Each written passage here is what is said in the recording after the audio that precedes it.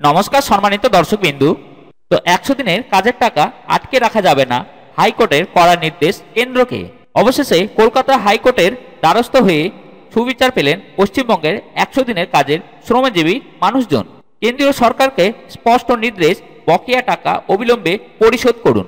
প্রধান বিচারপতি টি.এস. শিবজ্ঞানম ও বিচারপতি চৈতালি চট্টোপাধ্যায়ের ডিভিশন বেঞ্চে জানান, 100 দিনের প্রকল্প মানুষের অধিকার, দুর্নীতির অভিযোগ তদন্তে সাপেক্ষে বিচার্য, কিন্তু প্রকৃত উপভোক্তাদের টাকা আটকে রাখা সংবিধান বিরোধী।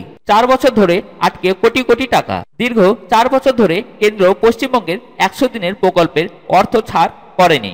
রাজ্যের দাবি, কেন্দ্রের এই আচরণ রাজনৈতিক প্রতিহিংসা থেকে উদ্বৃত্ত। আদালত কেন্দ্র ও রাজ্য উভয় পক্ষকেই তাদের আর্থিক দায় মেটানোর নির্দেশ দেয়। তো দুটি পৃথক জনস্বার্থ মামলা, একটি দায়ের করেন পশ্চিমবঙ্গ ক্ষেত মজুর সমিতি, অপরটি করেন বিরোধী দলনেতা শুভেন্দু অধিকারী। এদিকে বকেয়া অর্থ প্রদানের দাবি, অন্যদিকে প্রকল্পের দুর্নীতির অভিযোগ। এই দুই দিকেই আলোকপাত করে হাইকোর্ট দুর্নীতি ও তদন্ত রিপোর্ট। হাইকোর্ট গঠন করে 4 সদস্যের তদন্ত কমিটি। তদন্তে ধরা পড়ে 2.39 কোটি টাকার অনিয়ম, যা আংশিকভাবে উদ্ধার হয়। কেন্দ্রের দাবি, দুর্নীতির পরিমাণ প্রায় 5.37 কোটি টাকা, যার বড় অংশ এখনো ফেরত আসেনি।